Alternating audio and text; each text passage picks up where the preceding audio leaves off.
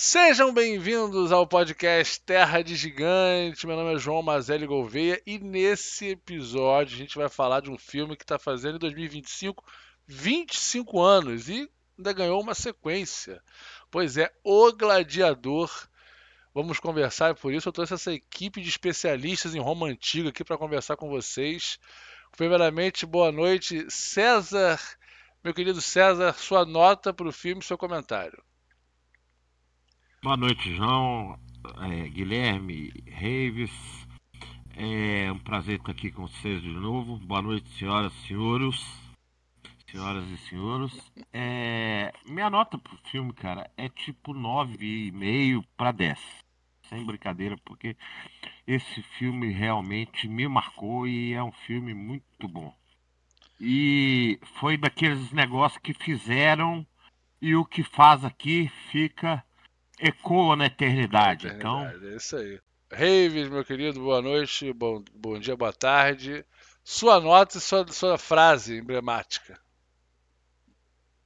Bom, primeiramente, prazer em estar com vocês novamente para falarmos desse filme que é um dos meus favoritos. Então, naturalmente, a nota é alta. 9,5 para mim esse filme é excelente e é assim que o meu Fusca anda. Guilherme, tudo bem, cara? Como é que você tá? Tudo certo? Certo, bom dia, boa tarde, boa noite. Muito bom estar com vocês aqui. Minha nota, só para não ser igual, é 9,6, para continuar sendo otimista aqui do grupo. E eu estou há 0 dias sem pensar no Império Romano. Bom, a minha nota vai ser 9. E eu vou dizer que eu vim aqui porque eu vou dar spoiler aqui das notas Bastidores. bastidores. O rei falou assim, cara, próximo filme, próximo episódio tem que ser um negócio que eu goste, porque eu tô aqui de vilão na história. Bom, aí ele sugeriu alguns e a gente escolheu o Gladiador, então eu vim hoje de advogado do diabo aqui pra pichar o filme. Tentar, né? É difícil. Minha nota é 9 e vamos começar esse episódio então. Bom, começando aqui, cara, esse filme, eu acho que ele é um dos filmes que mais gerou memes e mais gerou frases de efeito. Cara, é praticamente assim, cada cena é uma frase de efeito que entrou para a história, que a gente repete hoje. Cara, é impressionante, né, cara? Como é que. Será que o cara que escreveu é o John David Logan? Fiz questão de pesquisar isso porque como eu vou dar uma pichada nele no mapa final, eu queria ter o nome dele certinho aqui. Ele escreveu, olha só, ele trabalhou no Gladiador, obviamente, né? The Aviator, Sweeney Todd, o Hugo Cabret, eu gostei desse filme também, eu vi no cinema, achei ele legalzinho. E o Skyfall, que eu me amarro demais, gosto muito do roteiro, é o mesmo cara que escreveu o Skyfall, escreveu o Gladiador também. E será que a gente que escreve, gosta de escrever e tal, né, fica pensando em frases que não só levam a história para frente, mas que tem uma carga, uma dramática, né, um peso, né? Deve ser. E o cara depois de ver as frases que ele desenvolveu, as narrativas e tal, se eternizarem nesses memes, nessas coisas que a gente repete sempre, deve dar um orgulho, né? sem dúvida que deve. E também a gente tem que pensar muito que a gente ficou muito órfão de filme de qualidade nesses últimos tempos, né? Assim, um filme épico igual esse Gladiador é bem difícil de sair hoje em dia. Eu não tenho visto coisa nem chegando perto disso, pra te falar a verdade. Bom, a E nossa ideia aqui é fazer o Sobre o Gladiador 2 depois, né? Vamos ver se eles conseguiram fazer jus aí ao legado, né? Mas realmente, César, é um filme que é quase perfeito, assim, muito bom mesmo.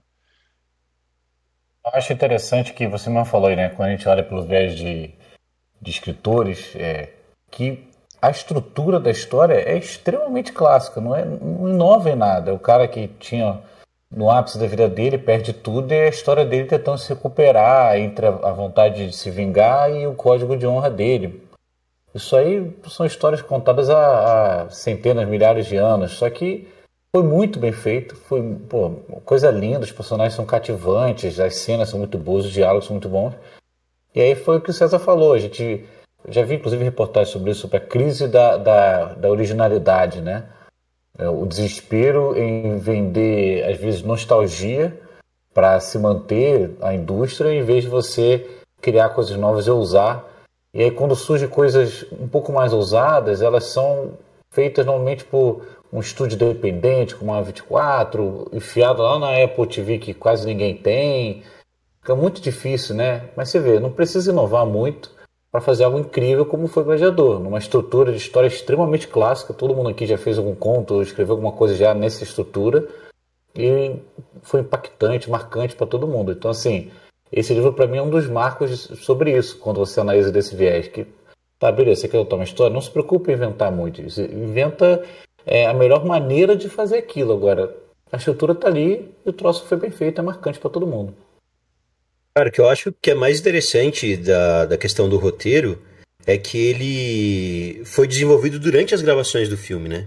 Ele não estava pronto quando eles começaram 20 a e poucas filmar. páginas, né? Então, conforme foi gravando, acho que o pessoal foi se ambientando e Caramba. vendo o que ficaria de interessante. Por isso que eu acho que talvez essas frases que ficaram tão marcantes, elas são bem orgânicas, né? Porque o pessoal não é um cara escrevendo, talvez, dentro de uma sala fechada, pensando em Roma. Os caras estavam lá ambientados, o pessoal tudo vestido, com figurino. Então, acho que aquilo, você está sentindo que está naquele cenário, favorece muito a criatividade, né? Puxando isso para nossa escrita, tem duas coisas que me chamam a atenção. Primeiro, eu pensar justamente no que favorece a ambientação durante uma escrita. Eu, particularmente, gosto muito de escrever escutando música. Claro que, geralmente, a grande maioria das vezes eu escuto com músicas instrumentais, mas sempre focado na cena daquela parte que eu estou escrevendo, né? É porque eu escrevi o Jogo do Rei, colocava ali músicas medievais para ficar escutando. Quando eu ia para alguma cena de batalha, eu gostava de colocar um power metal, porque eu acho que aquilo te envolve de uma maneira que favorece a criatividade. Eu acredito que o fato do roteiro ter sido escrito durante a gravação do filme foi por conta disso que ficou bom, porque trouxe uma originalidade, uma certa verdade para as cenas que a gente estava vendo lá, né? Uma outra coisa também que me chama a atenção pensando aqui, né, já que estamos entre escritores, essa diferença que a gente vê, né, sobre o escritor jardineiro, o escritor arquiteto, porque a gente vê histórias muito bem estruturadas de alguém que, igual o próprio Eduardo Spohr faz, né, ele faz todo um roteiro, deixa tudo muito bem estruturado para depois realmente costurando a história.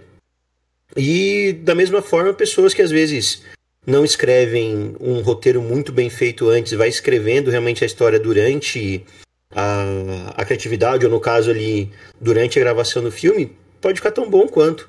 Acho que essa separação que a gente faz aí desses dois tipos de escritores, talvez não tenha ali um melhor ou pior do que o outro, diferente do que o King fala.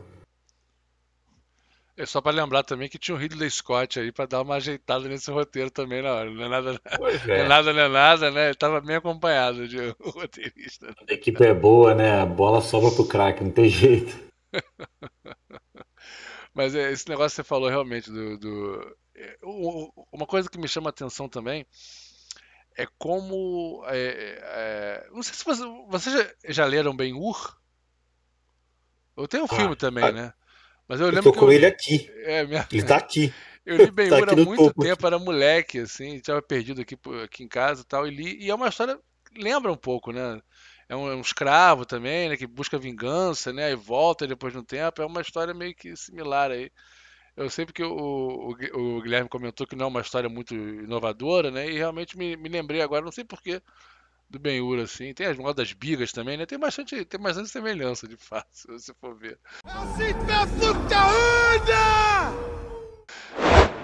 Mas o que me chamou a atenção desde o início é a construção dos personagens. Como em pouco tempo de tela você já sabe exatamente como é aquele. Cara, eu revi o filme, né? Eu já tinha visto o filme antes, eu já conhecia a história e tudo mais, né? Mas, cara, a construção a construção do principal, do Máximos, né? Ele já começa. Ele é amigo dos animais, ele olha o passarinho, faz a gracinha, depois olha o cachorro lá, meio lobo e tal. Improvisado na filmagem essa cena aí. Foi na O hora, Ridley né? filmou o passarinho e falou, pô, vou filmar você olhando só pra mostrar como você é um cara conectado com isso também. Estudando pra hoje aqui, eu vi essa curiosidade. Pois é, tem esse short famoso dele comentando, do Ridley Scott falando isso, e o cachorro perto dele, e aí ele mostra que ele não queria, ele queria evitar aquela batalha, ele tá esperando a resposta, né? Meio que pediu pros caras se renderem, né? Pros bárbaros. E aí ele espera a resposta. Quando ele vê lá, eles mandam o cara sem cabeça, né? O mensageiro. E aí ele fica meio triste. Porra, eles não aceitaram. E aí quer dizer, porra, é um cara que queria evitar a luta, entendeu? É um cara. Assim. E aí depois alguém comenta do lado dele. Eles não sabem que estão conquistados já. E aí ele fala: nós saberíamos se estivéssemos conquistados. Quer dizer, ele já mostra o cara, a empatia do cara. Cara, em 3 frases, em 2 minutos de tela, você já sabe tudo sobre o Máximo. Você já é fã do cara, você já se conectou absurdamente com o cara. Já comprou a briga. É isso, eu tô com esse cara aqui até a morte, meu irmão. Não vai nada mais. E é uma aula do show Don't Tell, né? Mostre e não fale, que é mais voltado para o audiovisual, que é o caso que a gente está falando aqui. Que ele não falou, não chegou ninguém e falou, nossa, como você é empático. Caramba, como você é conectado com a natureza. Eu adoro estar na natureza. Não teve nada disso expositivo, né? Simplesmente a gente viu ele conectado, viu a carinha de decepção dele com aquilo, né? Tipo, caraca, eu vou lá, tem que dar mais uma guerra.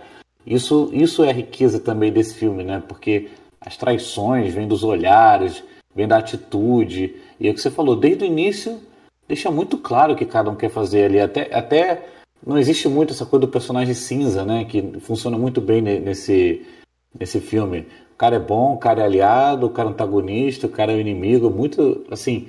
De novo, ele não criou nada demais ali, mas ele conta de um jeito tão maravilhoso que... vamos falar do filme? Por que eu não vou assistir mais uma vez, né? Não vai ser perda de tempo, vai ser maravilhoso voltar àquela história. Vai. Tem alguns personagens que me chamaram muita atenção.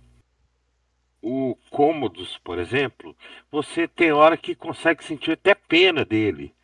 Porque você vê que ele foi um menino abandonado. Ele é mimado daquele jeito porque ele é da realeza, mas ele foi um menino abandonado, cara. Não teve pai, assim, não teve pai mesmo. Outro que me chama muita atenção é aquele Quinto.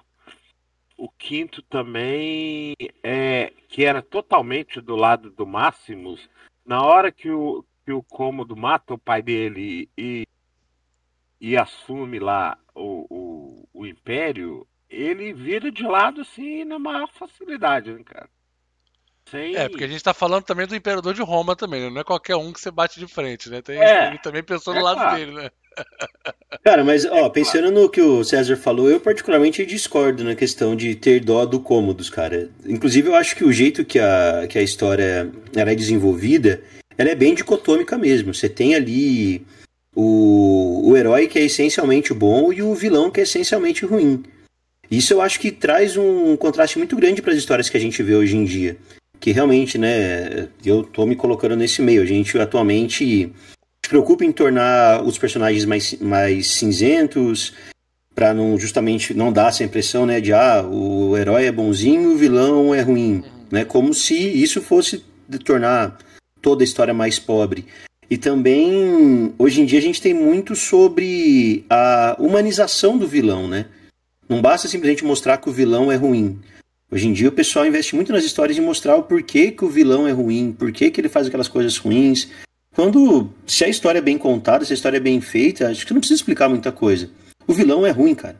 Ele tem que tomar porrada do herói, entendeu? E o jeito que a história cria todas as situações faz a gente torcer pelo herói e querer que o vilão realmente se lasque, cara. Claro.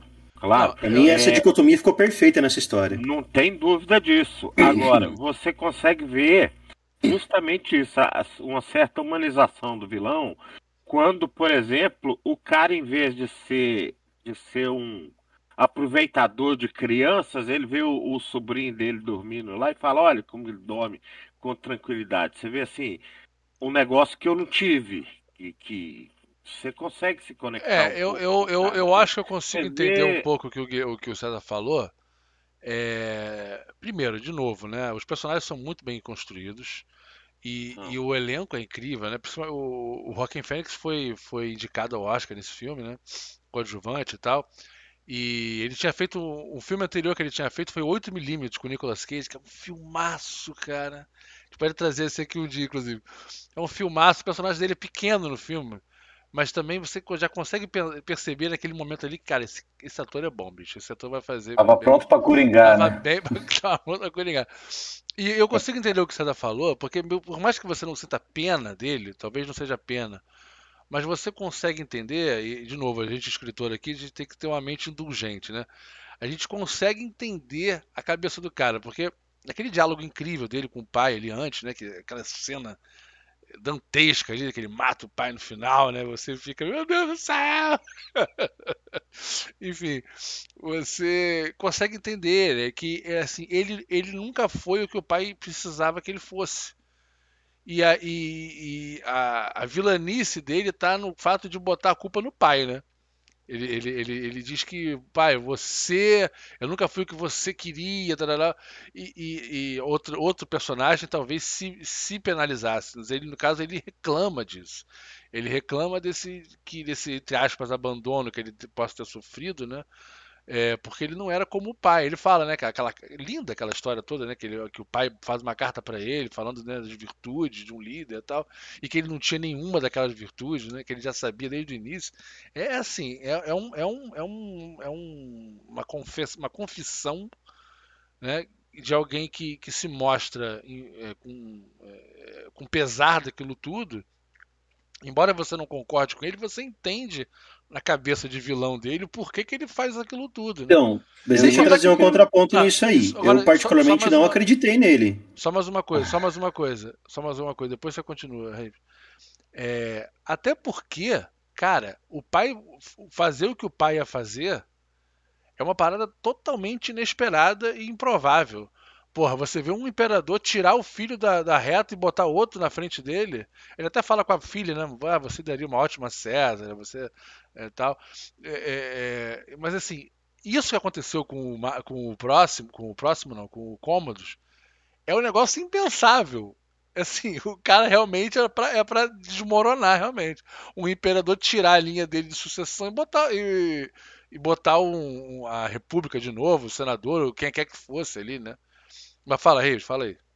Cara, eu entendo a questão desse discurso, todo esse peso que esse discurso dele traz, como se fosse realmente expor um lado mais frágil dele e pudesse justificar as atrocidades que ele fizesse em seguida. Mas pra mim era só um discursinho pra poder convencer o pai dele a dar aquele abraço, cara. Porque logo em seguida ele abraça o pai dele e abraça até sufocar e matar, entendeu? Pode até Pensa, ser verdade. se é um cara que não, pô, nunca pediu um abraço do pai. A hora que o pai fala que não vai dar pra ele o trono de Roma, ele fala, pai, eu dou aqui um abraço rapidão, só pra gente testar um negócio aqui. O pai dele não ia dar um abraço nem a pau.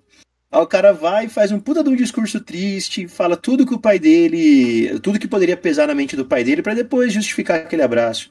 Eu não comprei o discurso dele, pra mim o cara é ruim. Ah, você acha que o pai dele não ia abraçar ele, não? Beelzebub, mochila de criança e morreu foi tarde. Eu não acho que justifica, mas torna o personagem rico na maldade dele. Citando uma obra um pouco mais cult, assim, não sei se todo mundo conhece, Vingadores, o arco do Thanos. Muita gente até brinca. Pô, será que tu concorda com o Thanos? Não sei o quê. Ele tem mais tempo de tela no primeiro filme do finalzão lá, né? Até o Ultimato e o outro. Ele tem mais tempo de tela que qualquer outro dos heróis. Ele tem várias coisas que mostram a relação dele com as filhas, né? Que ele chama lá, a questão do planeta dele. Mas no momento algum, você fica achando que, pô, tá aí, eu acho que eu tô do lado dele agora. Não tá justificando, tá mostrando a profundidade dele. Então, assim, mesmo que ele tenha usado isso como subterfúgio pro que ele fez com o pai, né? O nosso querido Coringa, eu acho que ele poderia... isso aí é o suficiente para deixar o personagem... crível. Então assim, tá, assim como a gente comprou o Maximus ali, a gente comprou, seja aquela história verdadeira, ou seja aquele o jeitinho dele de criar a narrativa dele, de fazer as maldades dele. E em momento algum a gente fica assim, poxa, é uma pena, deixa ele com o impériozinho dele. Em momento algum a gente fica assim, mas a gente olha, caraca, esse personagem é bom, eu quero muito ver ele se ferrando. Então Ele, de qualquer Não. jeito, ele conquista o que eles queriam com ele. Tem esse ponto também do mal absoluto. Ninguém é mal absolutamente. O cara tem as razões dele pra ser mal, cara. E se você não mostra isso, acaba ficando incompleto o seu personagem, né? Então você precisa dar uma razão até pro vilão fazer o que faz. Eu E tendo, eu acho eu tendo que a simpatizar. Simpatizar não. Eu tendo a me identificar também, não ficar ruim. Identificar com o vilão é complicado. Eu tendo Tá, até o vilão, entendi. eu tendo a comprar A gente já mais. entendeu, João. Eu A tendo gente a, já com- entendeu. eu tendo a comprar. Eu tendo a comprar mais a atuação e o personagem quando eu vejo um por trás daquilo ali, né? O cara porque realmente eu acho que não dá uma conexão interessante, né? Por isso que as prequels de Star Wars são bem melhores do que todas as outras, porque explica por que o Anakin é daquele jeito, entendeu? É isso que eu ia e falar, cara. O episódio 4, o Darth Vader, ele é ruim e é ruim, cara. Mas Não depois vai explica por que contar ele é lá. ruim. Não, beleza, mas Ok, aí mas. Mas aí o cara tem um capacete daquele, com o sabre de luz. Porra, ele precisa de mais explicação, porra. Com um rádio Não AM, precisa de FM no peito, explicação, porra. realmente. Acho que assim, o jeito que. Se não, ainda que não tivesse aquele discursinho todo do Cômodos, dava pra entender que ele era um cara mimado, que não estava preparado para aquilo. Aquela primeira cena em que ele aparece, que ele chega atrasado pra batalha, ali você já pega aqui quem é o cara. Que é um mimado, filho de papai, entendeu? E que não vai aceitar vou lá ser ver meu pai ganhar na reduzido. guerra. Vou lá ver meu pai Exatamente. ganhar na Agora, guerra. Independente daquele discursinho, você já comprava quem ele era. agora eu como pai aqui, vamos avaliar também até que ponto ele não é assim por causa do próprio imperador, né? Exatamente. Você E o sabe próprio pai confessa isso, né? O então é aquele próprio pai negócio, o Mas confessa filho. peraí. isso. Os seus defeitos são as minhas falhas Exatamente, ele fala isso. Essa cena é maravilhosa. Pronto, Essa cena é uma perfeito. aula, meu irmão. Essa cena é sacanagem, não. É. Que diálogo, cara. Porra. Voltando na questão da dicotomia do herói, do vilão, de quem é bom e quem é ruim, mas trazendo um contraste com o Máximos, cara. Porque, pra mim, o personagem do Russell Crowe, né, o protagonista, ele é a idealização máxima de um homem, da figura masculina de fato, entendeu? É um cara com apenas virtudes, é um cara super corajoso, é um líder Super-homem, ideal. né? Puta, exatamente, entendeu? E Nietzscheano. não tem nada de fraqueza. Enquanto você pega o Cômodos, que expõe toda a fraqueza dele logo no início, e a partir dessa fraqueza que ele se torna mal. Então, pra mim, ali, talvez seja mais do que justificar a vilanice dele, mas sim trazer já um contraste ainda maior com o Máximos, porque logo em seguida já ocorre a ruptura ali, né? É o antagonista, é o papel dele. Exato. Mas e E aí? de uma maneira muito bem feita, né? Logo no começo você já consegue enxergar um roteiro muito bem escrito, muito bem feito. E filosoficamente, o cara não devia buscar vingança nenhuma, assim. Teoricamente, Mas pra aí ganhar o céu, ele ia ter que perdoar, cara. mas aí botou a família, né? Aí você Não, vai pois pra é, vingar claro. a família. Se fosse Não. com ele, né? Mas é uma das grandes cenas do cinema ali, ele chegando lá, né? Porra, e pior que é o vendo filho aquilo tudo. é o molequinho da Vida é Bela, né? Vocês repararam nisso? Que o filho Aham. dele é o garotinho da Vida é Nossa, Bela. sei. Eu fui confirmar, eu vi a caroça do moleque, eu falei, caralho, esse moleque é da Vida é Bela, meu irmão. E fui ver o ator mesmo. Pô, o moleque saiu do campo de concentração, foi pra Itália. Já tava na Itália, na verdade, no campo de concentração, coitado. E aí depois foi queimado lá pelos romanos. Pô, que A Itália cena, não é o lugar dele que mesmo. cena, meu. Que cena. Você citou a cena, aí já vai um mérito absurdo da interpretação do Russell Crowe quando chega e vê os dois queimados lá, né? Como que ele consegue transmitir todo o sofrimento que a cena realmente passa, né? E sem mostrar praticamente nada, mostrando praticamente os pés dos dois. Agora, antes disso, eu senti, na hora que ele começa a falar, que o imperador vai falar com o Máximos pra falar, dar o plano dele, né? Sabe o que eu lembrei na hora? Do Ned Stark sendo chamado pra ser o mão lá, não sei o que, aí tu pensa assim, tô sentindo aquele O Jogo dos cheirinho, Tronos, ou você vence ou você tô morre, né? sentindo o cheirinho de que vai dar merda fácil nisso aí. E não deu outra, meu irmão, certinho. E agora, vocês não acharam que essa parte aí que o César falou agora, dele chegando em casa, foi meio, não sei, ele tava na Germânia, né? Pô, Tá. mas mostra ele com o cabelo bem maior, dá uma. Porra, mas Dá peraí, ele pra tava com uma tirar a facada no passagem de braço. tempo, cara. Mas ele tava com uma facada no braço, Pô, mas moribundo. é lá. frio, é frio. Mas ele desmaia É frio, também. coagula o Além sangue do que, rapidão. ele desmaia durante a viagem, cara. Eu Chega justifico por ele ter cabeludo, saído todo barbudo. ferrado. Eu acho que ele ficou todo ferrado ali e dá tempo de um mensageiro alcançar ali ou então mandar o zap. De repente a Não, gente usa... não tô achando rápido eles chegarem lá, ao contrário, eu tô achando rápido, eu tô achando que ele tava baleado. Os caras de Roma, até porque o cara podia mandar um mensageiro, sei lá, eu nem tinha pensado nisso. Mas eu tô pensando nele conseguir chegar, se bem que enfim, Aí é o me deu, desespero da família também que você falou. porque ele cortou o braço na hora que ele se livra ali dos caras, né? E dá uma de super-herói também. Ele tinha 5 caras em volta ali, ele joga a espada no peito do cara, ele faz um malabarismo, né? E aí ele É uma toma. cena meio até sacada, né? É. E aí ele Cara, toma mas deixa eu falar uma coisa, deixa eu fazer uma defesa a essa cena. Ah, Aquele tipo de execução realmente é real, cara. Era um tipo de execução para os soldados romanos. não, Sim, beleza. aí Não era pra não prisioneiros, tem. entendeu? O lance é ele nocautear o cara com o cabo da espada que ia matar ele, né? Não, e Mas jogar é a real espada, isso aí. e jogar a espada girando no peito do Mas cara. historicamente é isso mesmo, porque eles usavam a parte do punho da espada, por ser mais rígido, eles usavam para com a pancada no capacete abalar os outros, já que Dá você uma não vai ter tanta chacoalhada. facilidade em perfurar. Entendeu? Mesmo com a possibilidade da mão, até porque o cabo da espada não necessariamente é para cortar assim, né? Mas perfurante, dependendo da espada, ele pode realmente pegar. Mas, pô, eu acho que arriscaram muito usando esse recurso ali, porque muita gente fala assim: peraí, pô, tá pegando a espada, dando Não. a... Mas eu passo E o ele pano. também. E Comprei tem também. mais. Era a guarda pretoriana, os marines de Roma. Mas aquele Eram negócio, dá pra gente 5 dar marines de uma. Roma, né, cara? Dá pra gente dar uma fechada de olho aí. Vamos lá. Ele é John Wick comprometeu. romano, cara. Ele era o John Wick, pô. Então, Mas não tem jeito. o que me incomodou um pouquinho foi ele tomar aquela lanhada no braço e conseguir chegar de boa sozinho no cavalo. Quantos quilômetros ele andou ali? Tudo bem que não Ele mostra. fez o teste de constituição e tirou 20, pô.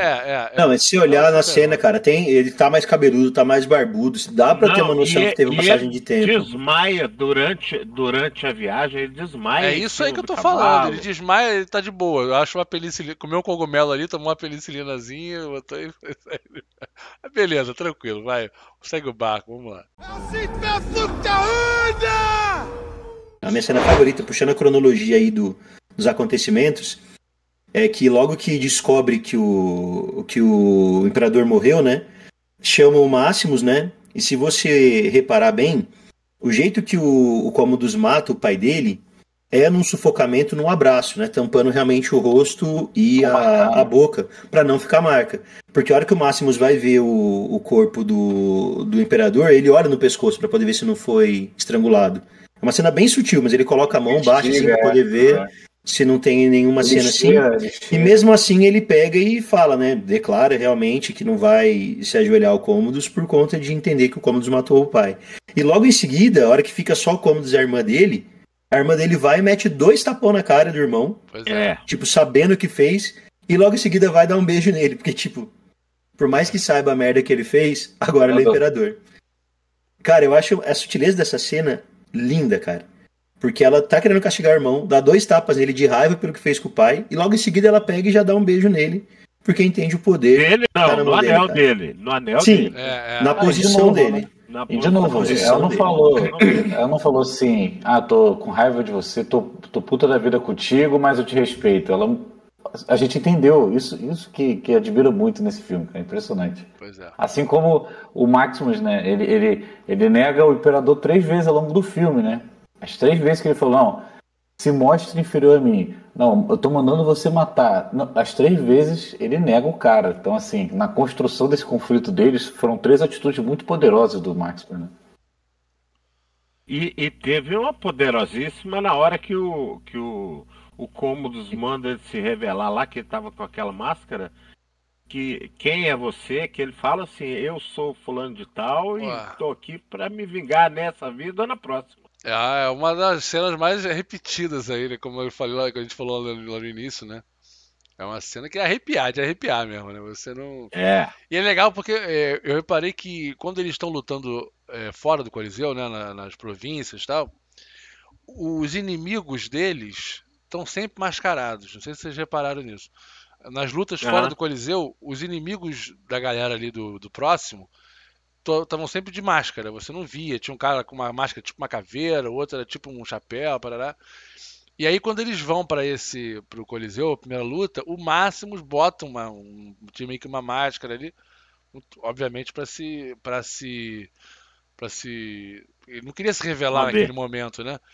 E é legal porque eles estão numa luta que é uma recriação de uma batalha histórica que eles perdem, né? E aí É. você. É pior, porra, é pior do que. Mas você vai ver isso, é muito querer ver sangue, né? Porque nem a vitória, nem a luta livre você sabe quem vai ganhar no final, né? A não ser quando era aquela luta livre de um cara muito chinfrim, que nem nome tinha, né? Era só aquele calção branco assim, ia perder mesmo. Agora, no Coliseu não, você já ia ver uma luta que você sabia o lado que ia ganhar. E. O esquema de bet começou ali, né? Acho que já tinha. Você viu lá eles botando no quadro negro lá, marcando, né, o X e tal. Exato. Foi Imagina. Exatamente. ali. E, A única imagina. apresenta... Fala. Isso que o César puxou dessa cena, né, que ele se revela, só tem uma cena do cinema que é melhor que essa, que é do Inigo Montoya. Pois é. Puxar esse Meu cara nome é aí. Inigo Montoya, você matou meu pai, prepare-se para morrer. Cara, Prepare to die. tá ali bem claro quem é o personagem que ele quer fazer, quem é o inimigo dele. Podia ser. Imagina ele É a única melhor do que essa. ele É tirar o o pitch de capacete e mandar uma elevador. dessa.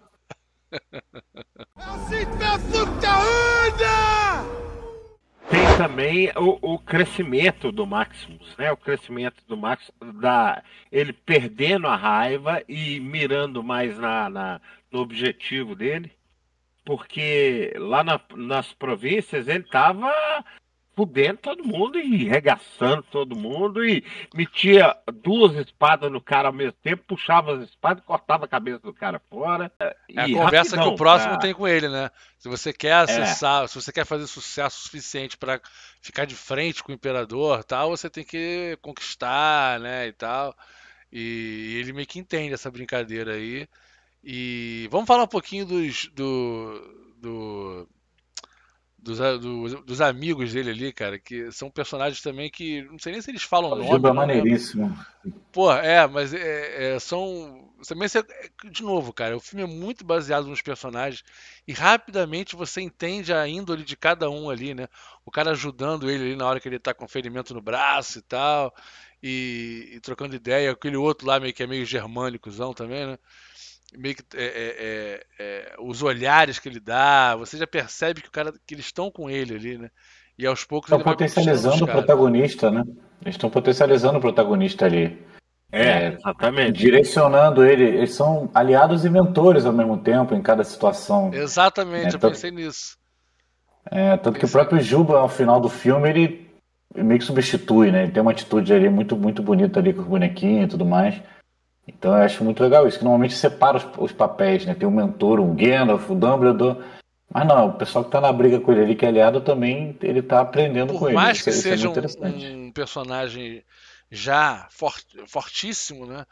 Como a gente falou no início, um personagem já cheio de predicados e tudo perfeito e tal, ainda assim ele consegue, ele é humilde o suficiente para ouvir os amigos ali, o próprio próximo que chega nele e fala com ele também, fala, ele não é um cara, além de tudo, ele não é soberbo nunca, em nenhum momento ali, né?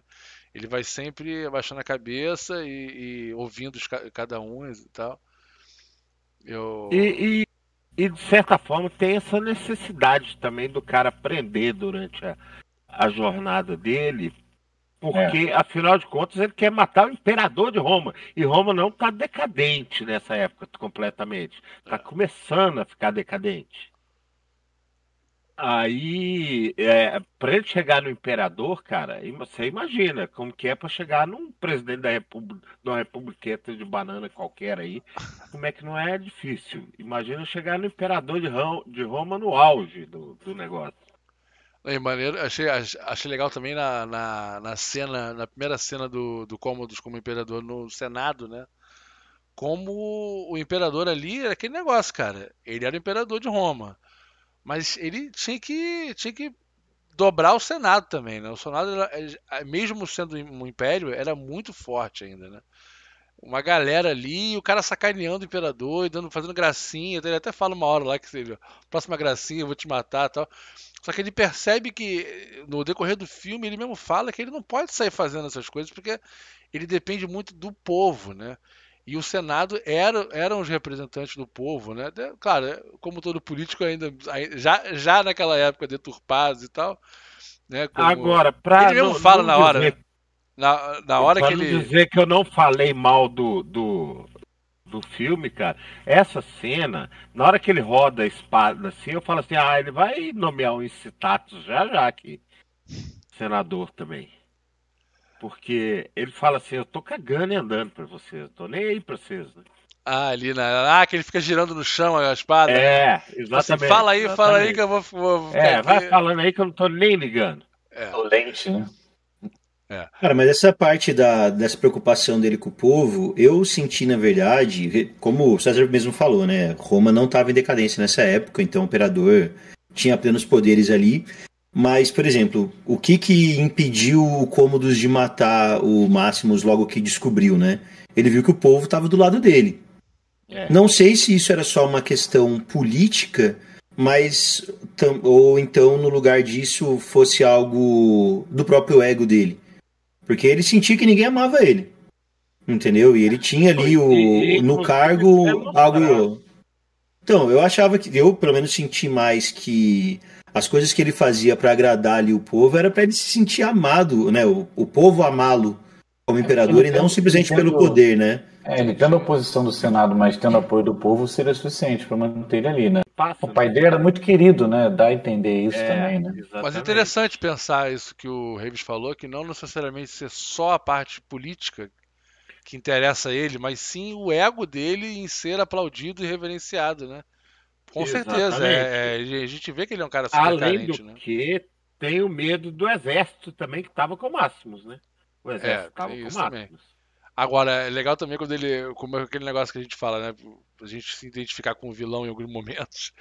Que o cara, eu esqueci o nome dele agora, o senador lá de cabelo branco lá, chega e dá uma sacaneada nele, nós somos o povo, não sei o que, né? Dá uma carteirada.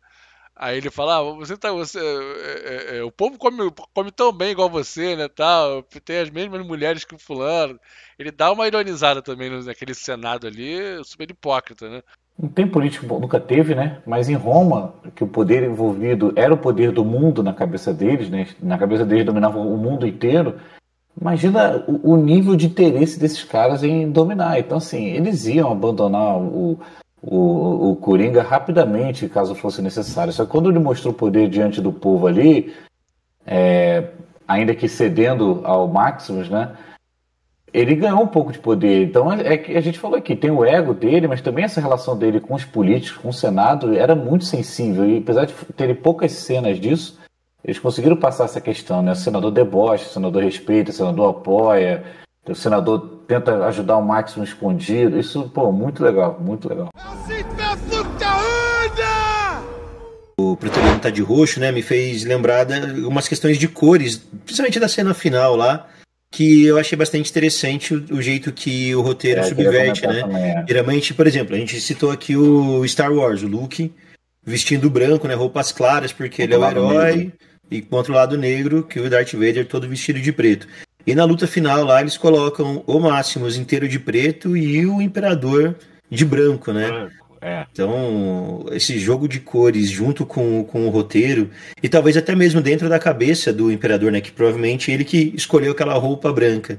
Ele entender que ele era o herói da história dele. e o Máximos era o vilão que tava tentando realmente Faz uma destruir sacanagem. tudo, cara. É muito interessante. Acho que isso traz muito mais profundidade pro vilão do que aquele discursinho barato pra abraçar o pai dele. Não comprei aquele discursinho do abraço. Pra Então mim, baixa a nota realmente, agora. era conversinha pra sufocar o pai. Ah, claro que era conversinha pra focar o pai, mas também você vê que tinha traumas envolvidos ali. Ele é um, ele É é a um falta de ir cara- pro Senai, cara. Foi o que a gente conversou no episódio do Eternauta.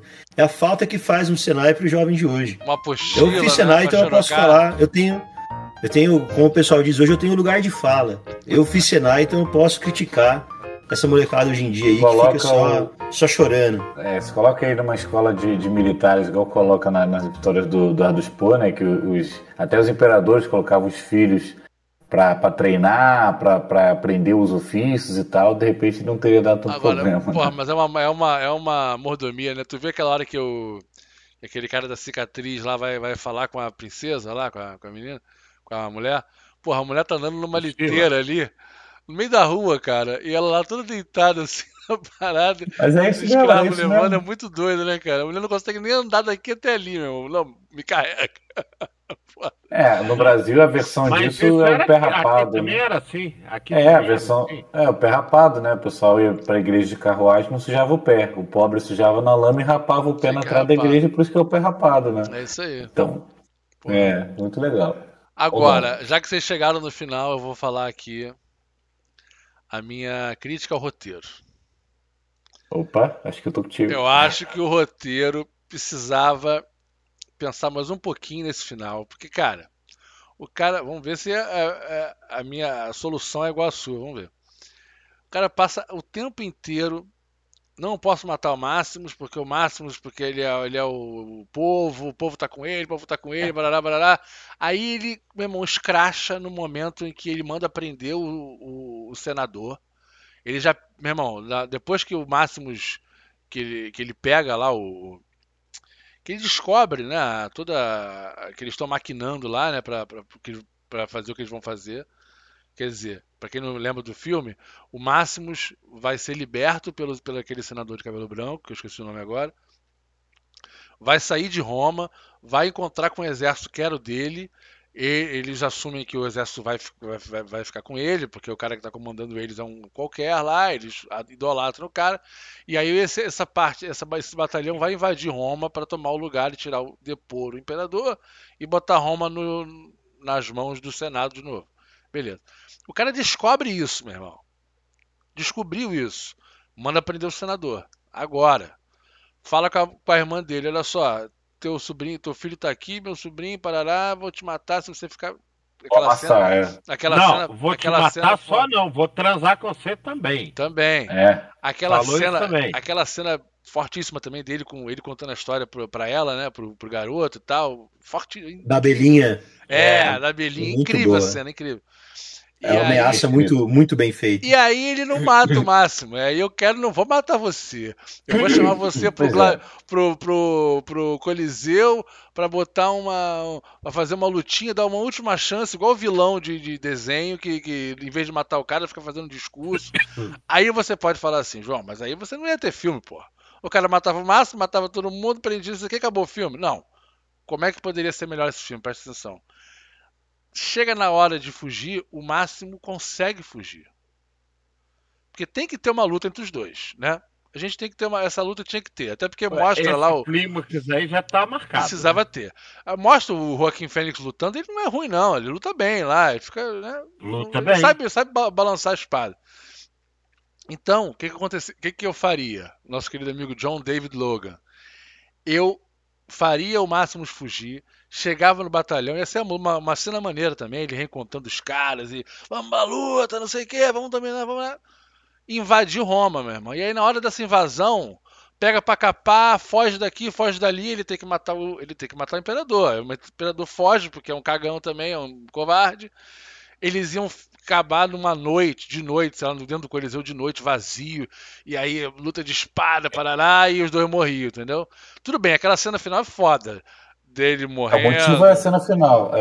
Que é botar a guarda pretoriana em volta, e que ele não entrega a espada, tudo bem, mas o cara conseguiria escrever, eu acho que ficaria eu acho que daria outros tons pro final do filme, porque esse final do filme dele, não vou te matar não, vou te dar uma facada aqui na costela e a gente vai lutar. Porra, meu irmão, a chance de eu tomar uma espadada na cabeça é enorme, eu vou me arriscar o meu futuro dando uma oportunidade do cara balançar a espada na minha cabeça. Mas espera aí. Teoricamente isso acontecia. É esse o pano que eu ia passar. É exatamente esse pano que eu ia passar. Primeira coisa é que podia ser assim, realmente. Não tem dúvida que ia ser assim, mas o final já estava certo que ia ser a luta dos dois. Isso aí não tem dúvida, né? Você acha que ninguém tem dúvida disso. Agora, você vê também que ele fez por onde ganhar a luta. Ele queria ganhar não só a luta, ele queria ganhar a luta ganhando o povo que estava assistindo no Coliseu. O que ele fez? Ele fez uma ferida praticamente mortal, no máximo. Ele mandou cobrir e botar o cara para lutar com ele.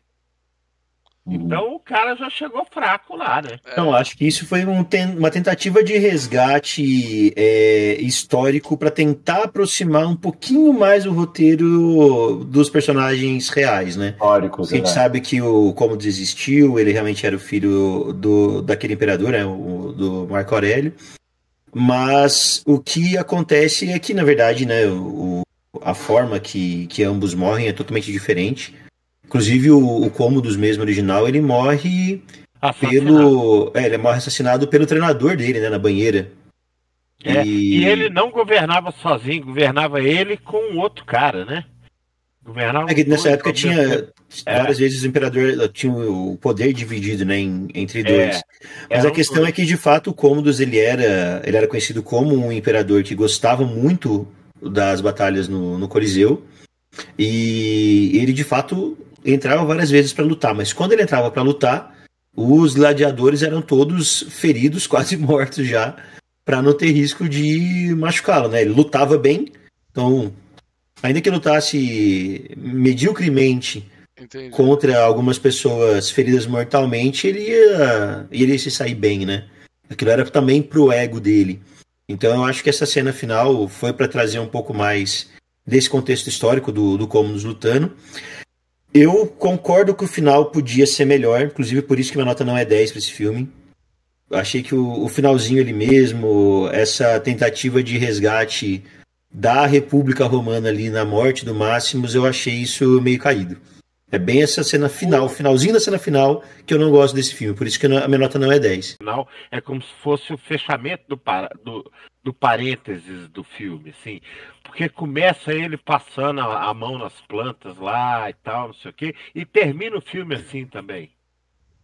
Isso é lindo, né? Ele não além dele. Se estivesse fechando o parênteses do filme, assim.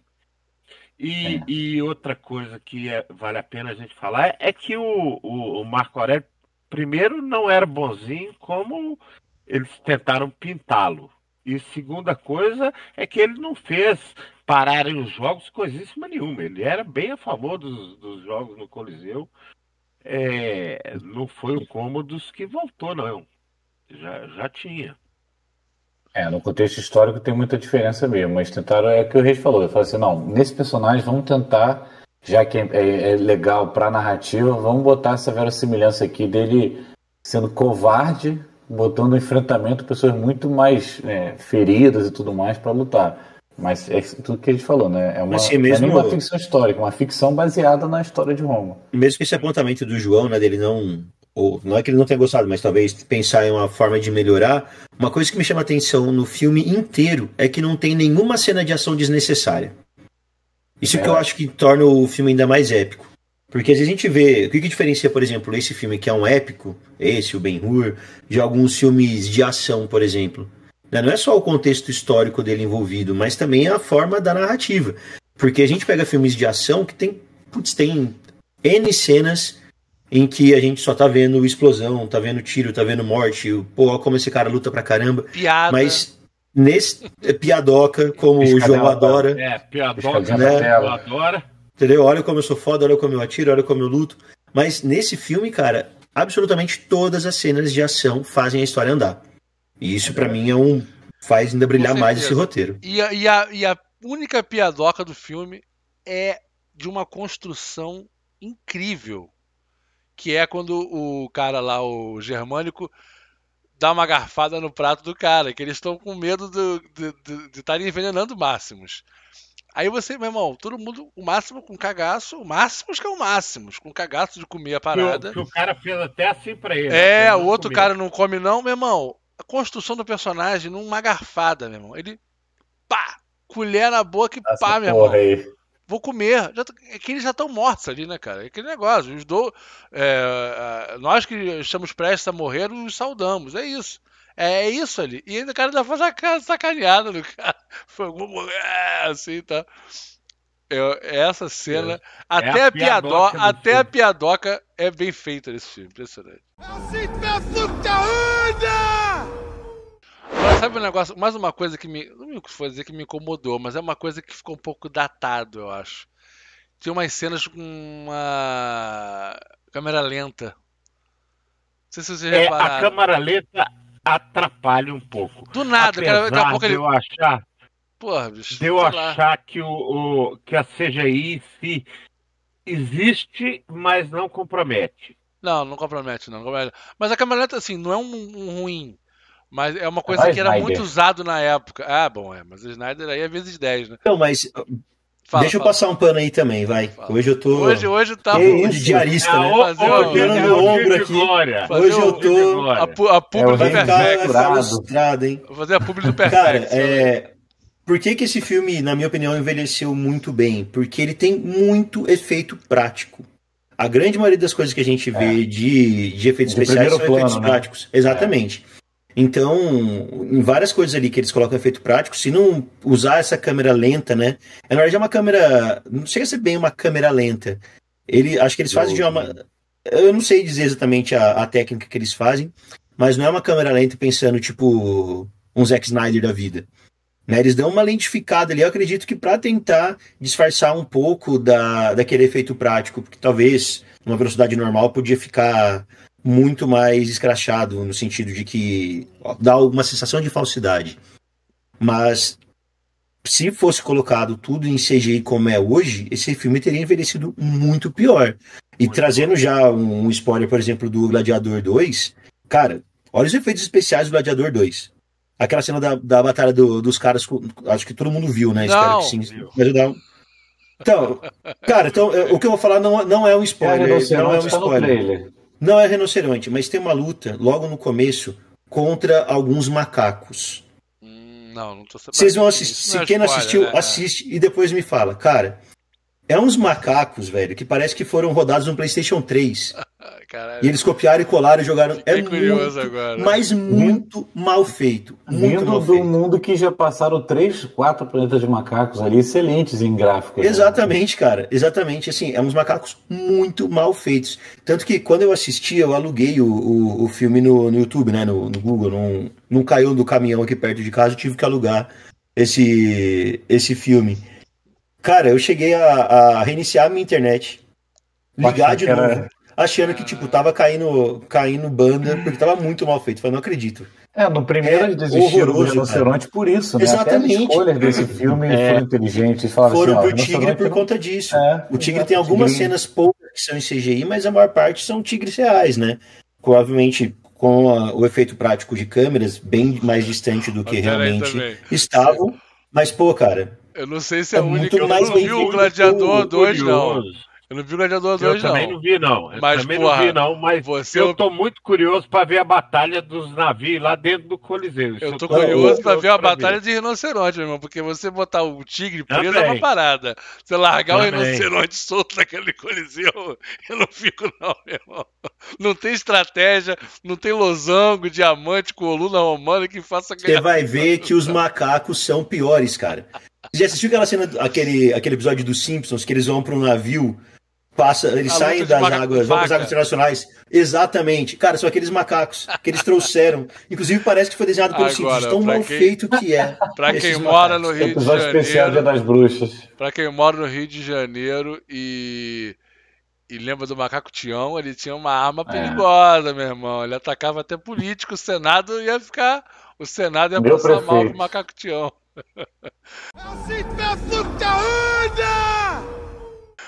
Mas pra concluir agora aqui, eu queria fazer uma homenagem a um personagem que a gente não falou até agora, eu acho, pouquíssimo, que é o Próximo. Inclusive, cara, o ator faleceu Exatamente. durante as filmagens. É o Oliver Reed, tô olhando aqui, que eu não vou saber de cor, né? E, cara, que personagem forte também, né, cara? E importante pra trama, né, cara?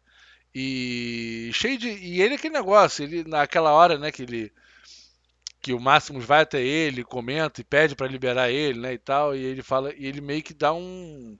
Por que eu vou contra o imperador, pô? Eu tô ganhando maior dinheiro com ele aqui, eu tô rico por causa dele e tal. E você pensa assim, É porra, verdade. o cara, querendo ou não, o cara é um negociante de escravos, né? O cara é um filho da puta, vamos dizer, né? Não vamos deixar o cara como mocinho da Mas, história. claro. A gente tem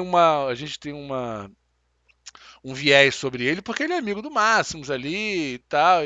Mas aquele negócio, né? É amigo do Máximo porque o Máximo dá dinheiro pra ele também, né? É, e aí nesse momento a gente pensa, realmente o cara é um escroto, né? E tal, não sei o quê. E aí depois a gente vê que ele faz ele fecha as portas ali na hora que eles vão encontrar o Máximo, né? E aí o Máximos até fala, cuidado pra você não. Ele eu esqueci agora a frase que o Máximos fala pra ele, mas cuidado pra não achar sua redenção, ou pra não se tornar uma boa pessoa. Não sei, ele Uma fala pessoa boa, uma né? Uma pessoa pessoa boa. boa. E aí ele faz até um. Faz assim. Personagem muito, É. muito bem feito. E o Eu, ator também que arrebentou, né? inclusive, tive muito boas referências de quem vai fazer a parte dele no Gladiador 2, que é o Denzel Washington. Ah, o Diz que Denzel tá Washington muito também é bem também. mercador de escravos. É, diz que quem vai fazer a parte dele é o Denzel Washington. Não sei se o Rei já assistiu aí, deve ser. Mas diz que tá bem demais. Vocês Que tá conseguirem bem fazer o demais. Denzel Washington fazer algo ruim, aí meu irmão, é um achievement, hein? Porra. É a época de locadora, você escolheu pelo ator, às vezes, né? Ah, tem o Isso Denzel mesmo. Washington, vai ser bom o filme. Porra, o filme do Denzel Washington, off-topic aqui. Até quando ele não se mexe, ele manda bem naquele filme lá com a Angelina Jolie, porra. Como é que é o nome daquele O filme? colecionador de O ossos. maluco parado já manda arrebenta na atuação, imagina. Tetraplégico em cima da cama, velho. Bom, galera, é isso. Vamos falar agora, encerrando o nosso episódio. Alguém mudou a nota? Deixa eu puxar a nota aqui de cada um, olha só. César 9,5, Reives 9,5, Guilherme 9,6 e eu com 9. Todo mundo mantém? Todo mundo Eu tem vou alguma manter, cara. mudança? Eu vou Cara, manter. eu vou mudar, eu vou passar pra 10 a minha nota. Olha aí, Eita! Vou boa. passar pra 10, Era tudo eu que vou ele explicar o porquê. queria. Fazer É o esse rei do joguinho Platinum. de bom moço aqui pro pessoal. Isso, ele precisa disso. Não, nunca critiquei nada de maneira injusta. Nunca. Mas, Só cara, porque, só porque ele vai ganhar o publi do Perfex agora, passou pano pra caramba no filme aqui, pô. mas, cara, Ele tá... esse filme, talvez a pior parte dele é mostrar o quanto os filmes de hoje são ruins.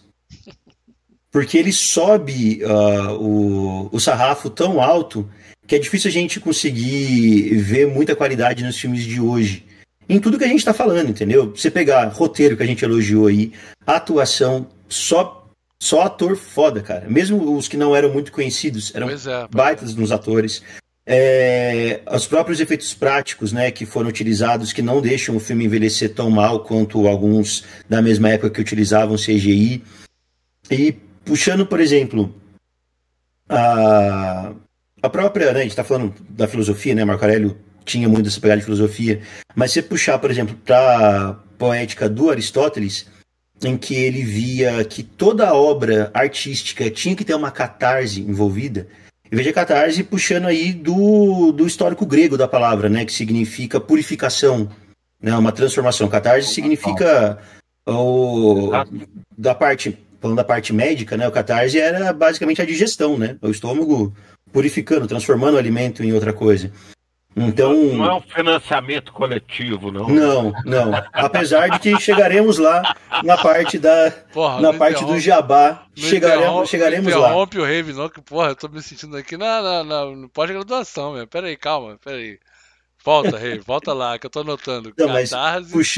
puxando a catarse, né, e o que isso teria que ter, de acordo com a poética do Aristóteles, em qualquer obra, quando a gente pega um filme, um livro, uma série, seja lá o que for, a intenção daquela obra artística era, no mínimo, te fazer se sentir purificado, te sentir transformado, trazer alguma coisa que te faz pensar, curar alguma ferida, Emoções, te né? transformar alguém melhor, realmente, mas emoções que enobrecem, que te transformam em algo melhor.